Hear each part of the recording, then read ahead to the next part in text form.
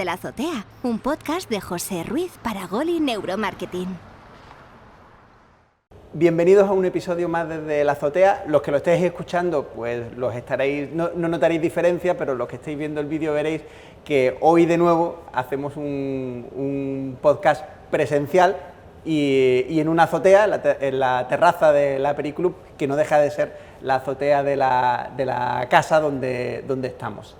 Hoy tenemos una invitada especial, una invitada de nuestro sector. Tenemos a Raquel Frutos y con ella vamos a tener pues un ratito de conversación agradable seguro. Bueno, Raquel, bienvenida. Bueno, bienvenida a muchas cosas. Bienvenida a Málaga, bienvenida a la azotea y bienvenida a esta azotea, a la terraza de la Periclub. Muchas gracias, encantada de estar aquí y qué buen tiempo tenéis, qué maravilla vivir aquí en Málaga. Eso es propio de Málaga, estar en invierno con este sol y esta temperatura, bueno, pues eso es lo que tiene Málaga, y esa ventaja que tenemos los malagueños.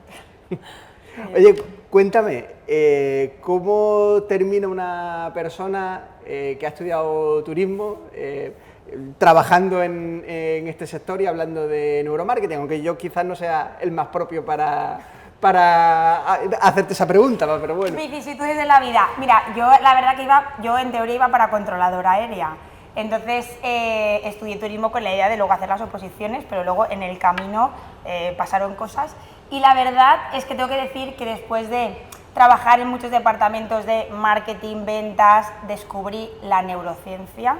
Sí que es verdad que la curiosidad es lo que hay detrás, yo soy muy curiosa desde pequeña y Einstein ya lo decía, que la curiosidad tiene su propia razón de existir, y es que me fascinó cómo funciona nuestro cerebro cuando compramos. Y saber eso me ha llevado a poderlo aplicar al mundo del marketing y dedicarme a lo que me digo, cosas que me apasionan, o sea, me apasiona la neurociencia del marketing, y también te digo una cosa, saber de neurociencia y cómo funciona nuestro cerebro me ha hecho tomar muy buenas decisiones en mi vida. Te ayuda a conocer no solo a alguien que compra, sino a alguien en general. A alguien en general. Entonces, sí que es verdad que mi marido me dice, no voy a hablar mucho porque me estás leyendo el cerebro. O sea, que ya por la manera de moverse a nivel facial ya sé lo que está pensando. Oye, cuéntame tu sueño dentro del neuromarketing, eso de democratizar el neuromarketing. Ese es mi book insignia. O sea, es decir, para mí, lo más importante, el día que yo descubrí el potencial que tiene conocer cómo funciona nuestros patrones de compra, nuestra toma de decisiones, era democratizarlo, porque cuando yo empecé en este sector me frustré, porque detecté que esto del neuromarketing solo era accesible a una serie de empresas o a una serie de niveles por el coste que tiene, ¿no? Entonces, mi búsqueda constante de encontrar proveedores, partners con los que poder democratizarlo, poder hacer estudios, poder analizar cualquier tipo de lanzamiento, campaña de una manera más sencilla y más económica, es lo que me tiene como loca. Entonces, hago mucha parte de democratizar, educar a las marcas, a las empresas, a cómo entender esto para crear sus productos y sus servicios, y por otro lado hacer estudios y encontrando partners como vosotros, por ejemplo, en la que también hay una voluntad detrás de hacerlo más accesible, ¿no? Y cuando te sientas delante de clientes que no son multinacionales, que no son grandes compañías que están en 25 países y ese tipo de cosas, ¿qué dificultades te encuentras? Pues claro, en primer lugar, la dificultad número uno es el desconocimiento, es decir, no tienen, sí que sé lo que quieren hacer, pero ¿sabes lo que me encuentro? Y es que ellos mismos no se han puesto la gorra de cliente muchas veces, y lanzan productos, lanzan cosas sin saber qué realmente siente su cliente cuando está delante de su producto. Entonces lo que hacemos es, dime lo que tú crees que ellos sienten, ¿no? Intento no investigar mucho sobre la marca para no sesgarme, entonces quiero que tú me digas con tus palabras por qué estás aquí y luego lo vamos a mirar con los clientes, ¿no? Y hacemos pequeños focus groups para analizarlo. Entonces, el problema muchas veces es que lo que siente tu cliente, ahí está la clave de, ya sabes, ¿no? Lo que siente tu cliente cuando tiene el producto en las manos o la experiencia que recibe desde el primer correo cuando se conecta con tu marca hasta el servicio postventa, todo ese círculo no es consciente la marca cómo lo está sintiendo el cliente. Entonces, ahí nos vamos a diseñar toda esa nueva experiencia, ¿no? Entonces, ahí está un poco la clave, el desconocimiento realmente de cómo impacta lo que hacen en el consumidor. ¿Y cómo haces ese proceso? Es decir, imagínate que está escuchando el podcast una empresa que podría trabajar perfectamente todo esto, pero no lo ha escuchado nunca. Entonces, ¿cuál es el camino desde ahí hasta que tengo una serie de cosas que puedo aplicar en mi empresa 10 minutos más tarde? Mira, yo tengo la metodología y es que les explico el primer momento, mira, el cerebro de tu consumidor es Homer Simpson, ¿no? Es como mi book insignia y lo voy explicando. Y este señor se persuade por varios estímulos que le llegan al cerebro más primario. Es decir, en el primer momento en el que yo tengo que buscar por internet algo, que tú eres la solución, ¿qué me encuentro?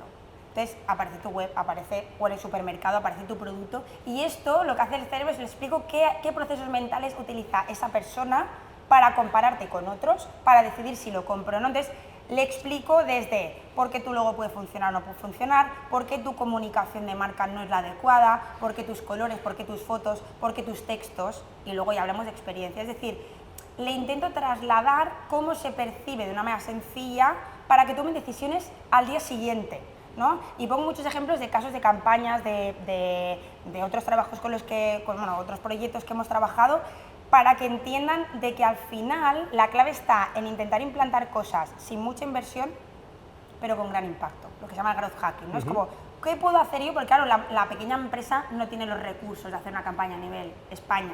Entonces, se quedan como muy satisfechos de, ¡buah!, cómo esta pequeña cosa ha podido crear tanto impacto en la experiencia de mis clientes. Quizá también, o al menos a mí eso me lo parece, sobre todo en empresas que no son muy grandes, la experiencia de cliente es esa gran desconocida. O sea, tú sabes que en tu tienda, en tu comercio, en tu lo que sea, pasan cosas, pero no sabes qué cosas, o no pasan las cosas que a lo mejor tú quieres que pase, pero no lo sabes. Y ahí está la clave de tener herramientas que podamos medir de manera ágil eso que pasa que no sabemos qué pasa, ¿no? Y ponerla en palabras para tomar decisiones. Entonces sí que es verdad que al final es un método muy ágil el poder hacer este tipo de estudios, el poder hacer este tipo de proyectos, porque esto a día de hoy no es tan conocido, y sobre todo en el B2B, todas las empresas industriales, hay sectores que esto del neuromarketing es como, yo he hecho neuromarketing para muchísimo sector industrial, para mucho B2B, porque parece que esto es solo para los champús, o no, o yo qué sé, o la leche. No, se puede aplicar neuromarketing en todos los sectores. En el momento en el que tú vendes algo a otra persona, ahí ya estamos aplicando neurociencia del consumidor, porque el comprador que te compra un software o el comprador que te compra tractores es un comprador, es una persona que se emociona. Entonces ahí aplicar neuromarketing. Oye, y hablando de emociones, dos preguntas, te lanzo una y después te lanzo la otra. La primera es, ¿hasta qué punto tú crees que ese perfil de empresa es consciente de cómo cómo mueven las emociones a una persona que compra, a un comprador? Es que somos seres emocionales. Es decir, es algo que lo digo 20 veces al día. Somos seres emocionales que racionalizamos las cosas, no somos seres racionales. Es decir, lo primero que nos motiva a hacer algo es la emoción, porque somos así, somos animales. Entonces, aunque creamos que no, todo pasa por la emoción. Y pongo un ejemplo, ¿no? La gente que se tira toda una noche en la puerta de una gran marca porque sacan su teléfono que vale 4 cifras, otra persona le diría, pero ¿en qué cabeza cabe? Le está moviendo la emoción, porque no está comprando ese aparato, está comprando cómo se va a sentir con ese aparato. Yo me digo, no te compras unos zapatos, tú te compras qué hay detrás de la compra. Entonces, eso es una emoción lo que compra. Entonces, eso hay que aplicarlo absolutamente a todo lo que hagamos en las empresas. Cuando lanzo un producto que es el valor simbólico. Entonces, esto es aplicable al B2B, al industrial, a todo. Por eso es lo más importante, es trabajar las emociones. Y siempre digo, José, esto va de que, ¿no? Escribes un correo, hola guapi. No va de cómo el estilo de comunicación, va de qué quiero despertar en ti para persuadirte y para que tú decidas comprarme a mí y no a la competencia. Y la segunda pregunta es, hemos hablado de emociones, pero hemos hablado de emociones, emoción que te hace sentir un producto, ¿vale? Lo que ocurre es que la mayoría de los pequeños, muy pocos fabrican productos, o casi ninguno, o al menos en España, ¿no? El tejido industrial, no tenemos pequeñas industrias que fabrican pequeñas cosas. Normalmente el pequeño lo que hace es vender cosas que fabrican otros. ¿Y qué puedo hacer con eso? Es decir, si yo vendo un teléfono que tendrá y que evocará las emociones que haya querido el fabricante del teléfono, ¿qué hago yo? Que lo que hago es tener una tienda donde vendo ese y 18 teléfonos más. Claro, ahí volvemos otra vez a la experiencia de clientes. ¿Cómo es tu tienda? Cuando entras en tu tienda, ¿qué olor hace tu tienda? ¿Qué iluminación tienes? ¿Cómo está puesto el producto? ¿Cómo me atiendes? ¿Cómo me lo entregas? ¿Qué mail me envías cuando he salido de allí? Eso es lo que hace que tú vayas a esa tienda multiproducto o a otra tienda. Yo creo que al final, y es lo que comentábamos, ¿no? Que el cliente a día de hoy, y ya más después de COVID, se ha vuelto muy exigente, tiene altas expectativas de lo que quiere recibir y sobre todo busca experiencias. Entonces, esas 3 X, ¿no? Que para mí son como la clave de cómo hacer las cosas, es lo que marca la diferencia de si tú qué eres y qué quieres ser respecto a la competencia. Da igual lo que vendas, es el cómo lo entregas y cómo haces que ese cerebro se enamore de ti y no de otros, que ya está todo inventado, obviamente. Háblame un poco porque hemos estado hablando antes de algo parecido. Uno de los sectores en los que trabajas o te gusta trabajar es el de los restaurantes, el sector gastro. Cuéntame un poco cómo se aplica todo eso en ese sector. Pues mira, al igual que me preguntabas cómo, o sea, un restaurante es el lugar de venta más sensorial que hay en la Tierra. ¿Por qué? Porque están en juego los 5 sentidos. Y al final, como solo somos seres emocionales, todo nos llega a través de los sentidos, la vista, el oído, el olfato, el gusto. Entonces, piensa en un restaurante cómo podemos llegar a trabajar esto. Yo tengo mi fórmula, que de hecho estoy escribiendo un libro sobre neurociencia, neuromarketing aplicado a restaurantes, en la que hablo de todo esto, ¿no? De cómo crear experiencias gastronómicas memorables. Y hay una fórmula que para mí es qué expectativas tengo cuando entro al lugar, ¿no? Y esto cómo me afecta, y a esto hay que restarle toda la emoción que me generan los estímulos sensoriales que me llegan. Pero esto no es nada si no le aplico la atmósfera, es decir, lo que me hace sentir la atmósfera a través de los sentidos, y una cosa muy importante, el servicio. Y esto lo elevo al servicio, porque si tú vas a un lugar en el que está muy buena la comida, que el lugar es bueno, está bien, pero el servicio es malo, tú nunca vuelves. Entonces, para mí es la orquesta más compleja de elaborar, ¿no? Porque implica muchas cosas para que al final digas, esto ha sido memorable. Y si es memorable, ¿qué le haces? Hablas de él y le vas a hablar a muchísima gente. Y si no te gusta, también le vas a hablar a muchísima gente, con lo cual para mí es como un gran reto el poder trabajar con restaurantes que encima, pues en España falta todavía, quitando los grandes grupos, falta mucha cultura de entender que una carta es una nota de venta, que es un gran elemento de venta, que el servicio que ofrece tu equipo es muy importante y que todo forma parte del sabor, porque aquí venimos a que el sabor no está en la lengua, está en el cerebro. De hecho, todo lo que ocurre alrededor influye en la percepción del sabor, es decir, el sabor del mismo plato cambia radicalmente dependiendo de lo que esté pasando en el entorno. De la compañía que tienes, del color del plato, del peso de la vajilla, de la iluminación, de la música que hay. Y hay estudios, ya lo sabes, muchísimos que validan que una misma música, mismo plato, puede hacer que me parezca más dulce o más salado.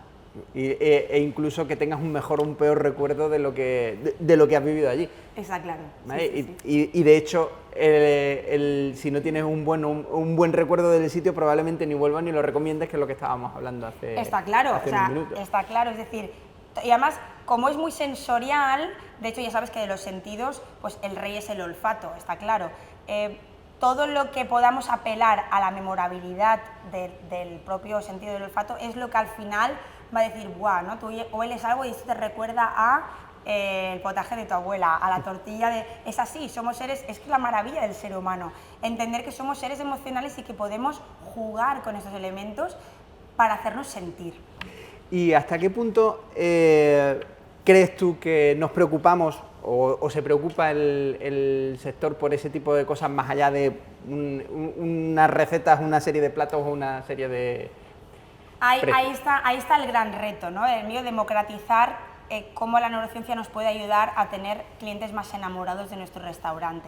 No hay tanta cultura porque quizá el chef, ¿no?, ha aprendido de cocina, controla lo que sale de cocina, pero a partir de ese momento, pues sí, hay que, ¿no?, la orquesta, el servicio, pero todo esto tiene que ser armonioso y no hay tanta cultura de entender que es importante la carta, es importante la bienvenida, es importante cómo comunico online, porque es la expectativa que tú creas cuando llegas al sitio.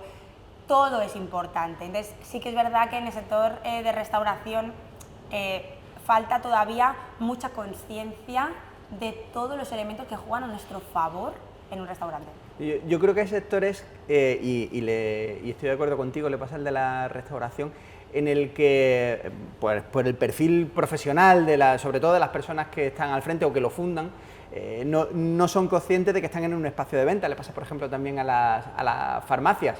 La farmacia no deja de ser un espacio donde se venden muchísimas otras cosas más que medicamentos. Sin embargo, lo normal es que, hay excepciones lógicamente, pero lo normal es que en el perfil del que está al frente pues se piense que sigue siendo un punto sanitario, que lo es, o sea, es un punto donde se entregan medicamentos, pero también es un punto donde, si tienes en cuenta una serie de cosas, puedes generar muchas más ventas de las que generas, pero tienes que ser consciente de que tienes un espacio en el que se hhacen más cosas que lo que tú crees, ¿no? Claro, aquí las empresas, por ejemplo, el tema de las farmacias es muy interesante. Las empresas que toman conciencia de que, aparte el core del negocio es vender medicamentos, pero toda la parte de belleza, estética, entonces aquí el valor simbólico que estás vendiendo es que soy tu persona de referencia y confianza para todo lo que no sea médico, de salud, belleza, cuidado personal. Entonces, si tú vas a tu farmacia, tengo una en Zaragoza que es de toda la vida, abierta todos los días de la semana, y es que yo tantas veces digo, ¿qué olor tenéis aquí? O sea, han implantado marketing olfativo, tú entras y ya tu percepción inconsciente es de que qué a gusto estoy en este sitio, te atienden súper bien, te recomiendas, pues ¿qué haces? Pues que en lugar de 3 productos sales con 5. Claro. Y te vas contento, porque además te vas, que alguien te ha asesorado, te ha recomendado y es tu referencia de farmacia. Y es un sitio que genera mucha fidelidad si lo haces bien. Claro, solo hay que tener en cuenta cosas que habitualmente, pues, a lo mejor pasan un poco más desapercibidas. Pues, yo creo que estaríamos horas hablando, lo que ocurre que a lo mejor un podcast de horas pues no es muy divertido, no es muy divertido para el que lo escuche, pero eso sí, muchísimas gracias por estar aquí, por venir a Málaga a compartir un rato con nosotros, porque hay que decir que has venido a Málaga casi expresamente para... buscando el calor, que yo vivo en Zaragoza y ahí os puedo asegurar que ahí se inventó el frío. Y digo, me voy a Zaragoza, me voy a Málaga, que allí de verdad me voy cargada de temperatura. Bueno, pues este sol se queda aquí, este sol sí. No te lo lleves, que este sol es nuestro. Muchas gracias por venir, por compartir este ratito con nosotros, y bueno, y a los que nos estén oyendo, pues gracias por un capítulo más y nos vemos en el siguiente.